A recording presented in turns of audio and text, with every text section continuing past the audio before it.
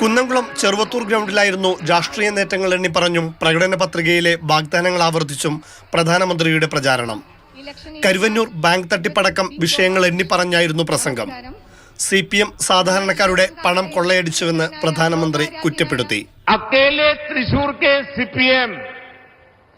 CPM जिला सचिव के नाम पर 100 से ज्यादा प्रॉपर्टी खरीदी गई है. नरेंद्र मोदी के ഉച്ചയോടെ തിരുവനന്തപുരം കാട്ടാക്കടയിലെത്തിയ പ്രധാനമന്ത്രി വിമർശനത്തിന്റെ സ്വരം കടുപ്പിച്ചു.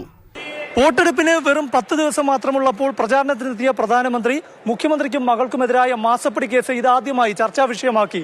സംസ്ഥാന സർക്കാരിന്റെയും പാർട്ടിയുടെയും അഴിമതി വിഷയങ്ങളാണ് പ്രചാരണത്തിൽ പ്രധാനമന്ത്രി ഉന്നയിച്ചത്. LDFും UDFും ശക്തിപ്പെട്ടാൽ കേരളം തകരുമെന്നും പ്രധാനമന്ത്രി പറഞ്ഞുവച്ചു. മുഖ്യമന്ത്രിക്കും മകൾക്കും കൈക്കൂലി നൽകിയെന്ന് CMRL ഉദ്യോഗസ്ഥർ പറഞ്ഞു. ഈ അഴിമതി അന്വേഷിക്കുന്നത് തടയിടാനാണ് ഇപ്പോൾ ശ്രമിക്കുന്നത്. മോദി സർക്കാർ ഇടപെട്ടില്ലായിരുന്നെങ്കിൽ ഈ കേസ് പുറം ലോകം അറിയില്ലെന്നും പ്രധാനമന്ത്രി കൂട്ടിച്ചേർത്തു. आरोपियों ने सीधे मुख्यमंत्री और उनकी बेटी तक को रिश्वत दिए जाने की बात स्वीकार की है. इस केस की जांच न हो, इसके लिए केरला सरकार पूरी ताकत लगा रही है. കേരളത്തിലെ സാമ്പത്തിക പ്രതിസന്ധിക്ക് കാരണം കേന്ദ്രം നൽകുന്ന പണം കടം വീട്ടാൻ ഉപയോഗിക്കുന്നത് കൊണ്ടാണെന്നും പ്രധാനമന്ത്രി കുറ്റപ്പെടുത്തി.